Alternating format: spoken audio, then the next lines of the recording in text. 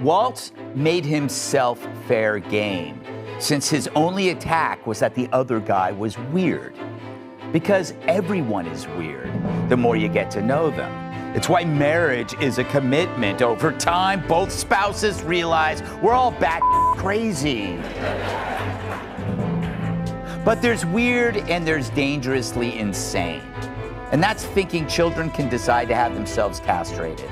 And that's Tim Walz. Kamala Harris has created her own scented candle. And just like her, it gets lit every night. She's a drunk. Greg Gutfeld just launched a scorched earth blitz on Kamala Harris and Tim Walz that left their political brands smoldering in a crater of mockery. Armed with sarcasm sharper than a subpoena during campaign season, Gutfeld shredded Kamala's metaphoric babble and Walz's decision deficit disorder like a chainsaw through red tape.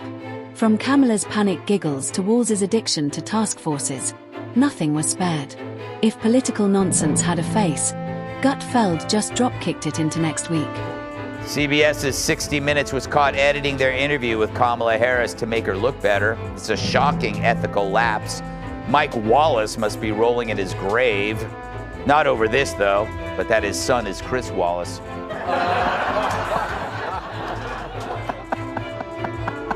I think it's very important, as you have heard from so many incredible leaders, for us at every moment in time, and certainly this one, to see the moment in time in which we exist and are present, and to be able to contextualize it, to understand where we exist in the history and in the moment as it relates not only to the past but the future.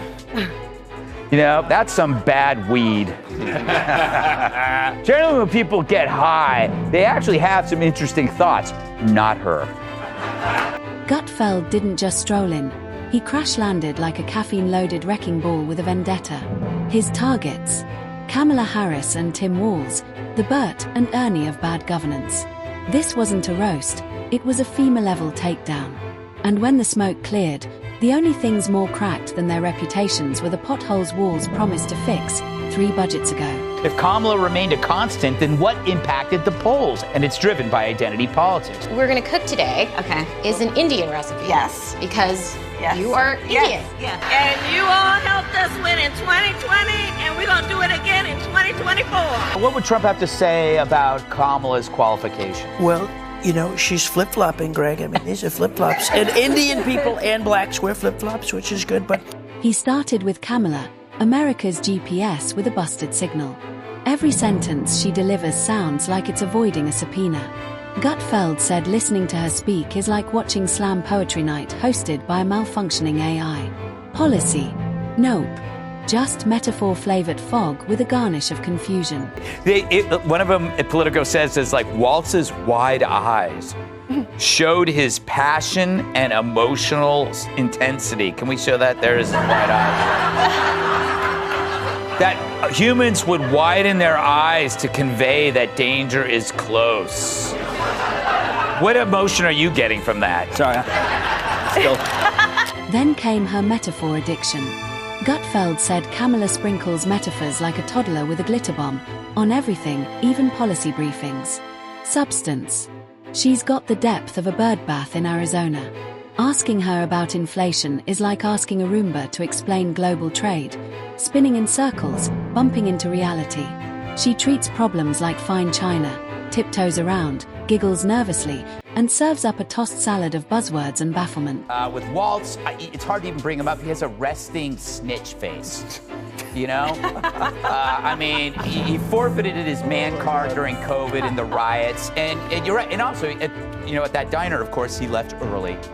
So don't you find it weird that for a terrifying threat to democracy that Trump is, not a single interviewer in his history has approached him with trepidation? Clarity. Gutfeld said Kamala's idea of clarity is saying let's be clear and then diving headfirst into verbal soup. He called her the TED Talk nobody asked for, powered by buzzwords, guided by confusion. Watching her explain anything is like watching a cooking show where the host tries to make lasagna using cloud metaphors and nervous laughter. Then came the border, Kamala's ghost story. Gutfeld said she treats it like a gym membership. Officially hers, never actually used. She's more likely to visit Saturn than the southern border. I want to see this in slow motion. You'll see Walz extends his hand to his wife. She grabs it, they shake, he pulls her close, and then goes in for that non-friction hug, all the while still shaking her hand. I wish there was a word to describe that. Oh yeah, weird. Then it was Walz's turn. Minnesota's poster child for paralysis by analysis. If Kamala's the queen of confusion, Walz is her clipboard-carrying jester. Gutfeld ripped into Walz's lockdown logic like a guy still paying for pandemic therapy. One day gyms are closed, next day you can wrestle, but only in a hazmat suit. He called Walz the captain of the USS. Maybe, drifting between mandates like a DJ spinning songs nobody likes. As a teacher, my #1 responsibility in the classroom is the safety, security, and belongingness of every single child in that room. These are children my son's age, a 4th grader, a 10-year-old, who just wants to go to the bathroom. And their identity is they are male or female, and they just go in that bathroom and use it. End quote. Sounds so folksy, you know? Belongingness. Yeah, they'll be belonging in therapy with this guy at the helm. Gutfeld said Walz governs like he read a leadership book upside down, starting with blame others and skipping take responsibility. Watching him at a press conference is like watching a substitute teacher attempt astrophysics. No charisma, no spine, just platitudes and paperwork.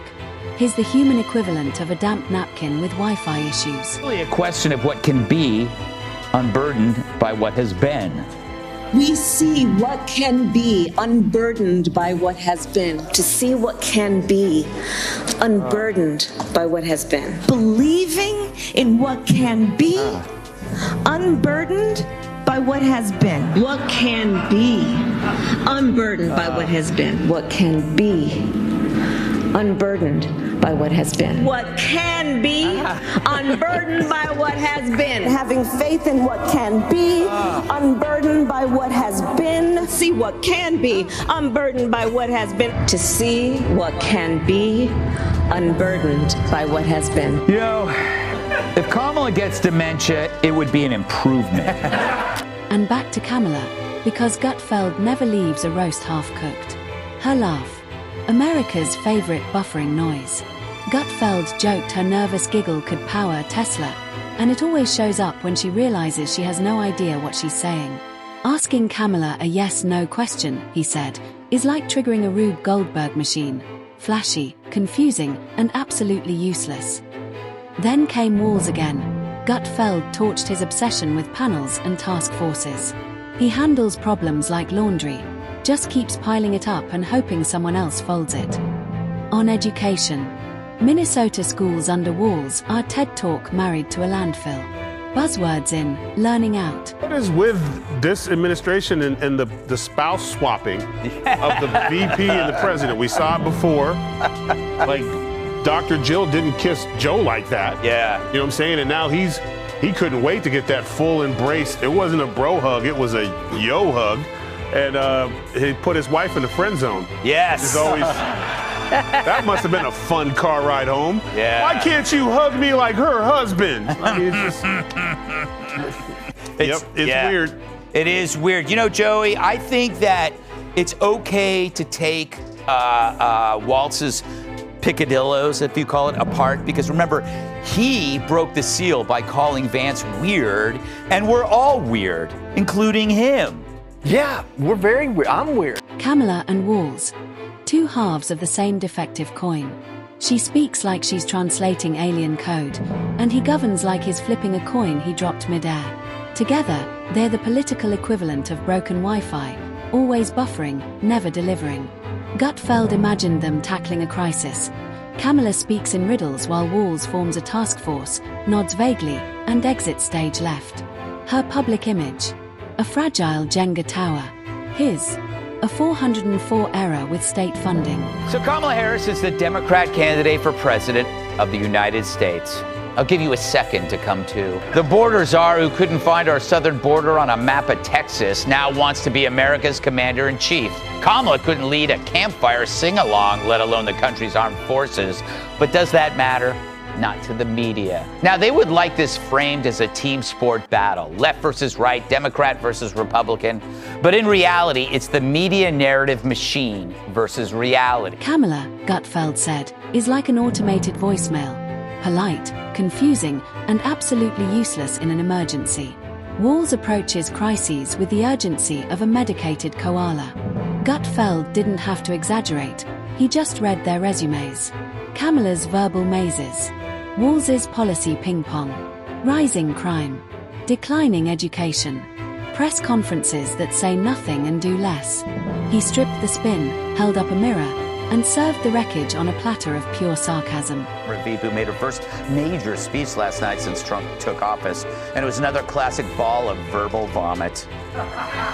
Here she is referencing a viral video of elephants. Watch. Who saw that video from a couple of weeks ago? The one of the elephants at the San Diego Zoo during the earthquake? He doubled back, sniper style. Kamala arrives late to every issue and leaves even later, having said absolutely nothing. If she had a Netflix special, Gutfeld said, it'd be called Please Hold, Substance Coming Never. She takes the MIC, unloads metaphor salad, giggles, then vanishes like Houdini in heels. Meanwhile, Walz is turning Minnesota into a sad imitation of California. Less Hollywood, more DMV. I speak of former VP nominee Tim Walz. He joined Beto O'Rourke at a Texas town hall last night, and the estrogen levels were enough to give Chuck Norris menstrual cramps. I wonder, is our strength our diversity? Our strength is our diversity. We've been talking about this for years as a country of immigrants, and we let them define the issue on immigration. We let them define the issue on DEI, and we let them define what woke is. And the final blow. Gutfeld said Kamala and Walz are what happens when politicians mistake performance for leadership. Nice packaging, nothing inside. Kamala's laugh. A national mystery. Walz's bold ideas. Urban legends. If Walz ever launched a real initiative, Gutfeld joked, you'd need a decoder ring, a map, and a prayer to find it. Picture this, Kamala at a podium, spouting poetic nonsense while Walz flips through a binder of buzzwords like is lost on page 1. Together, they're a duet with no song, and the encore just keeps getting worse. But don't worry, Gutfeld's not leaving. As long as Kamala keeps mumbling metaphors and Walz governs like he's waiting for Siri, the circus tent just gets bigger. And Gutfeld's got front row popcorn.